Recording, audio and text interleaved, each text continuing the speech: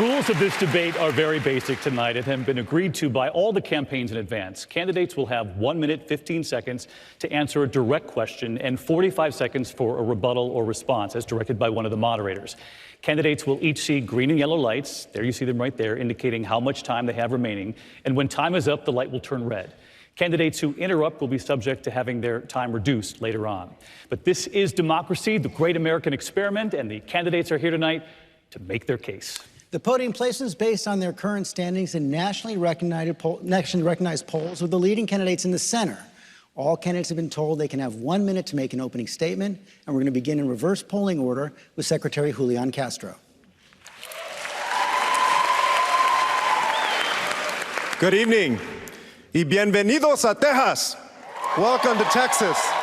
It's great to be here at TSU, home of the Tigers.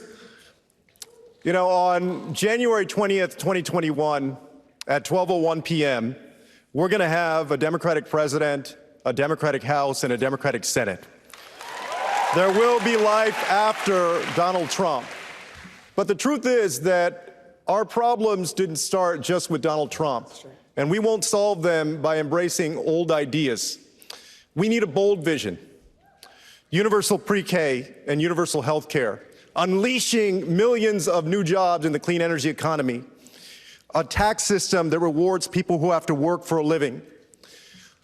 But first we have to win, and that means exciting a young, diverse coalition of Americans who are ready for a bold future. That's what Kennedy did. It's what Carter did. It's what Clinton did. It's what Barack Obama did. And it's what I can do in this race.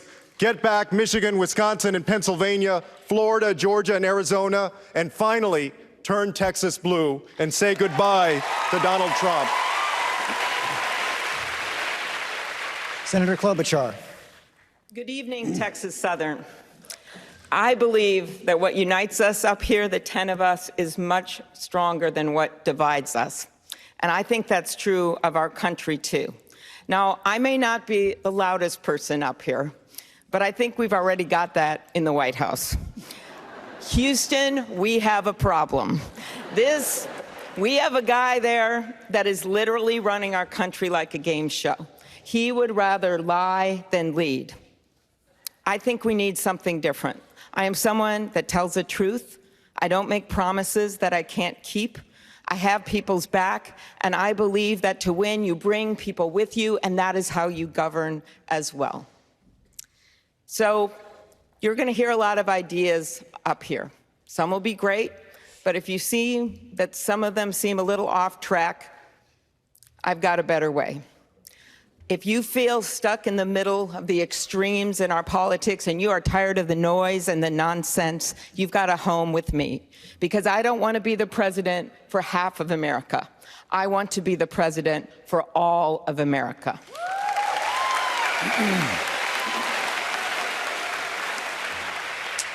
Congressman Beto O'Rourke.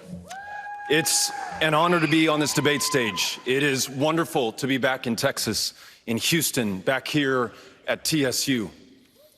On August 3rd, in El Paso, Texas, two things became crystal clear for me and I think produced a turning point for this country. The first is just how dangerous Donald Trump is, the cost and the consequence of his presidency. A racism and violence that had long been a part of America was welcomed out into the open and directed to my hometown of El Paso, Texas, where 22 people were killed, dozens more grievously injured by a man carrying a weapon he should never have been able to buy in the first place, inspired to kill by our president. The second is how insufficient our politics is to meet the threat that we have right now. The bitterness, the pettiness, the smallness of the moment, the incentives to attack one another and try to make differences without distinctions, mountains out of molehills. We have to be bigger. We have to see clearly. We have to speak honestly, and we have to act decisively. That's what I want to do for you as President of the United States. Thank you. Senator Cory Booker.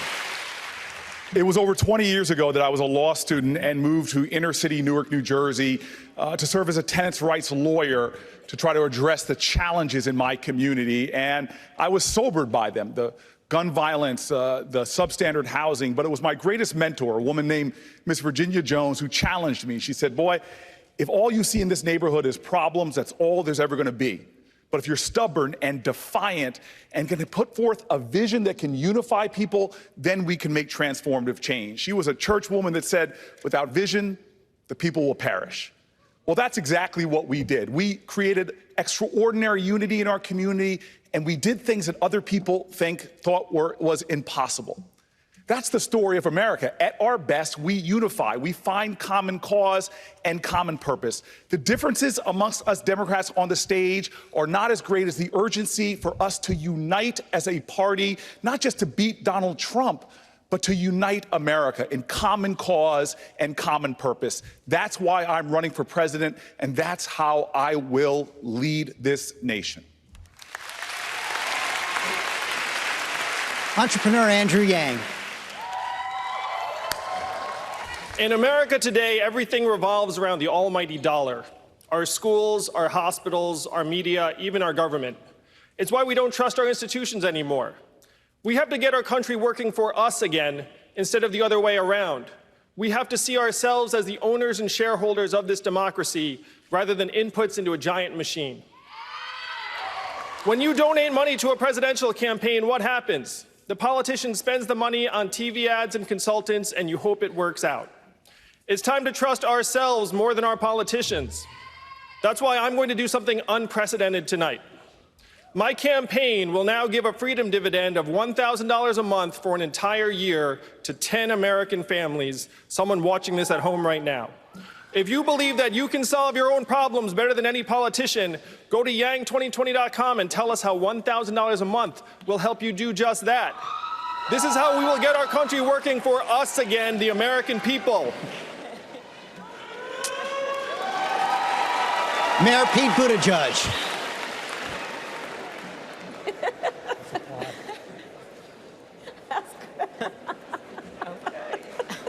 It's original, I'll give you that. The American people are divided and doubtful at the very moment we need to rise to some of the greatest challenges we've ever seen. As a mayor of an industrial city coming back from the brink, as a veteran of the war in Afghanistan, I know what's at stake in our national leadership. We keep sending politicians to Washington, asking them to fight for us, but then when they get there, they seem more interested in the part about fighting than the part about us. Good politics is supposed to be not about the day-to-day fights of the politicians, but about the day-to-day lives of Americans. We just marked the anniversary of 9/11. All day today, I've been thinking about September 12th, the way it felt when for a moment we came together as a country. Imagine if we had been able to sustain that unity. Imagine what would be possible right now with ideas that are bold enough to meet the challenges of our time, but big enough as well that they could unify the American people. That's what presidential leadership can do. That's what the presidency is for, and that is why I'm asking for your vote. Senator Kamala Harris. Thank you. It's great to be back at TSU. So I plan on spending tonight talking with you about my plans to address the problems that keep you up at night. But first, I have a few words for Donald Trump, who we all know is watching. So President Trump, you've spent the last 2.5 years full-time trying to sow hate and division among us, and that is why we've got nothing done. You have used hate, intimidation, fear, and over 12,000 lies as a way to distract from your failed policies and your broken promises. The only reason you've not been indicted is because there was a memo in the Department of Justice that says a sitting president cannot be charged with a crime. But here's what you don't get. What you don't get is that the American people are so much better than this. And we know that the vast majority of us have so much more in common than what separates us, regardless of our race, where we live, or the party with which we're registered to vote. And I plan on focusing on our common issues, our common hopes and desires, and in that way unifying our country, winning this election, and turning the page for America. And now, President Trump, you can go back to watching Fox News.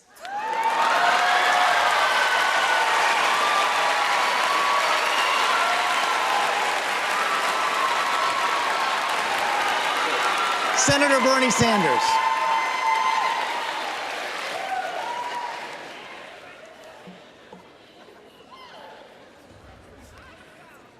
Senator Sanders. Let me be blunt and tell you what you don't hear much about in Congress or in the media. And that is, it goes without saying that we must and will defeat Trump, the most dangerous president in the history of this country. But we must do more. We must do more. We have got to recognize that this country is moving into an oligarchic form of society where a handful of billionaires control the economic and political life of this country. And as president, I am prepared to take them on. Yes, we will raise the minimum wage to a living wage. Yes, we will finally make sure that every American has health care as a human right, not a privilege. And yes, we will address the catastrophic crisis of climate change and transform our energy system away from fossil fuel. Senator Elizabeth Warren. So I was born and raised in Oklahoma, but I'm sure glad to be in Texas tonight. All three of my brothers served in military bases here in Texas. That was their ticket to the middle class. Me, I got my big opportunity about a half mile down the road from here at the University of Houston, back when it cost $50 a semester. For a price that I could pay for on a part-time waitressing job, I got to finish my 4-year degree and I became a special needs teacher. And after law school, my first big job was back here in Houston. By then, I had 2 little kids. And when childcare nearly brought me down, my Aunt Bee moved in and saved us all. The paths to America's middle class have gotten a lot smaller and a lot narrower. Today, service members are preyed upon by predatory lenders. Students are crushed by debt, and families cannot afford childcare. I know what's broken, I know how to fix it, and I'm going to lead the fight to get it done.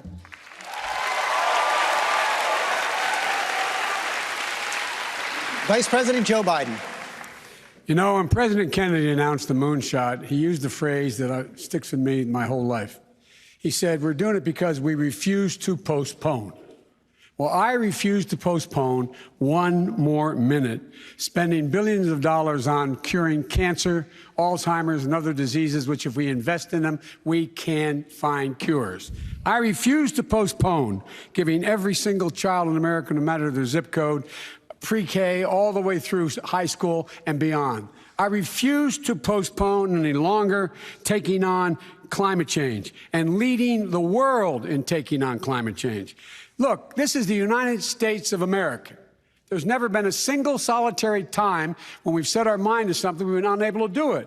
We're walking around with our heads down like, woe is me. We're the best equipped nation in the world to take this on. It's no longer time to postpone. We should get moving. There's enormous, enormous opportunities once we get rid of Donald Trump. Candidates, thank you.